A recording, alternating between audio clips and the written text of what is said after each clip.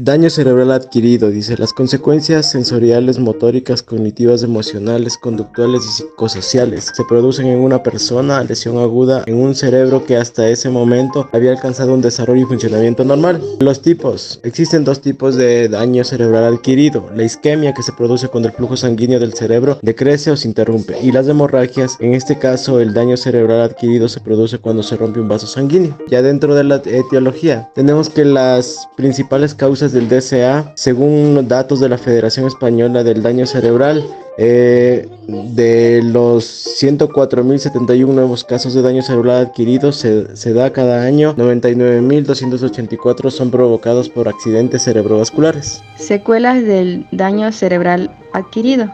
Las secuelas en la comunicación, la persona puede presentar dificultad para producir sonidos, dificultad para leer, para utilizar palabras correctas o para comprenderlas. También puede dejar secuelas en la cognición. Estos son problemas en el pensamiento complejo, en la capacidad de mantener la atención, problemas de memoria, desorientación y confusión. Daño cerebral por enfermedades adquiridas. Los síntomas más característicos de las lesiones vinculadas al DCA son disminución brusca de conciencia, dificultades para hablar o comprender la información, parálisis facial o en una mitad del cuerpo, alteraciones en la visión y la coordinación, pérdida de visión, dolores de cabeza, vómitos. Un DCA también se puede producir por bacterias o virus, hongos y a veces los protozoos o parásitos que pueden causar una inflamación del encéfalo. Esto se llama encefalitis, o la inflamación de las capas del tejido que cubren el encéfalo y la médula, o también puede llamarse meningitis. Primeramente, ¿qué es un accidente cerebrovascular? Pues como definición tenemos que es una lesión en el cerebro ocasionado por la interrupción de la irrigación sanguínea. Pues un accidente cerebrovascular sucede cuando el flujo de sangre a una parte del cerebro pues se detiene. Algunas veces se denomina ataque cerebral si el flujo sanguíneo se detiene por más de pocos segundos, pues el cerebro no va a poder recibir lo que es nutrientes de oxígeno, las cuales las células cerebrales pues a razón de esto pueden morir, lo que causa pues un daño permanente. Y además también el tratamiento para este accidente cerebrovascular pues es con medicamentos como el activador del plasminógeno, pues puede minimizar el daño en el cerebro, y entre otros tratamientos pues se dedican a limitar las complicaciones y evitar otros derrames cerebrales. Dentro de los temas que vamos a abordar es el tumor cerebral. Entonces, para ello vamos a comentar un poquito de lo que hemos venido platicando en estos días. Entonces, si bien es cierto, existe varios tipos de tumores cerebrales. Dentro de esto tenemos lo que es la masa o el bulto de células anormales que se encuentran, por ejemplo, en nuestro cerebro. Es decir, estos tipos de tumores cerebrales, alguna de las veces, por ejemplo, se los considera como cancerosos o benignos, o a su vez también algunos también se los conoce como tumores malignos. Por ejemplo, podemos poner un ejemplo de un tumor cerebral, por hablarlo así, ¿no?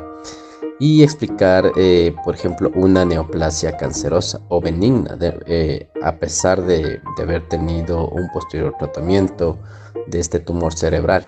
Entonces, este llega a hacerse una neoplasia cancerosa, como lo habíamos mencionado. Es decir, para explicar un poquito de esta neoplasia, hemos considerado que este es un tumor cerebral en el cual es benigna. Estos tumores pueden, por ejemplo, inicialmente comenzar en nuestro cerebro, es decir, en la parte central de nuestro cerebro, y pueden expandirse o extenderse por todo nuestro cerebro. Estos síntomas para poder diagnosticarlo o saber si es que se trata de un tumor, nosotros podemos tener signos o síntomas. Entonces podemos tener, por ejemplo, el dolor de cabeza. Por ejemplo, este dolor se agudiza o se agrava dependiendo el tiempo, por decirlo así, pero a su vez son más intensos como va pasando. Puede incluir visión o disminución visual. En este caso también puede presentarse como, por ejemplo, la visión borrosa, ¿no? También tenemos la pérdida del equilibrio. Esto sería un punto muy importante, ¿no? Sería muy importante que la pérdida de equilibrio puede estar presente. Adicional, podemos poner la confusión, convulsiones esporádicas, que se puede presentar en estos pacientes. Los tratamientos que nosotros podemos llevar, por ejemplo, para estos tipos de pacientes con tumores cerebrales, es decir, tenemos que comenzar un tratamiento breve, ¿no? Breve, en el cual nos pueda ayudar a aliviar este tipo de patologías. Entre los tratamientos podemos optar por la cirugía, la radioterapia e incluso la quimioterapia, ¿no? Entonces, después de haber iniciado este tratamiento. Entonces, son tratamientos que a la larga pueden ayudar a este tipo de pacientes y que no puede y que disminuya la afectación o el daño neuronal a este tipo de pacientes. Un trauma cráneoencefálico es una de las causas por el que se da el daño cerebral. Este puede darse por lesiones internas, interrupción del flujo sanguíneo, hemorragias, hematomas, inflamación, infecciones, entre otros. Tenemos el trauma cráneoencefálico abierto, el cual es la penetración de un objeto directamente al cráneo.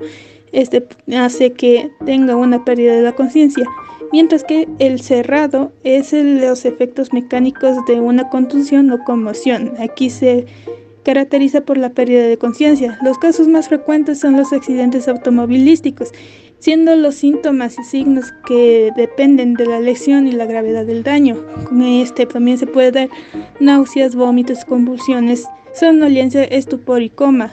Y las manifestaciones son los edemas, la disfunción motora, la postura anormal e inconsciencia.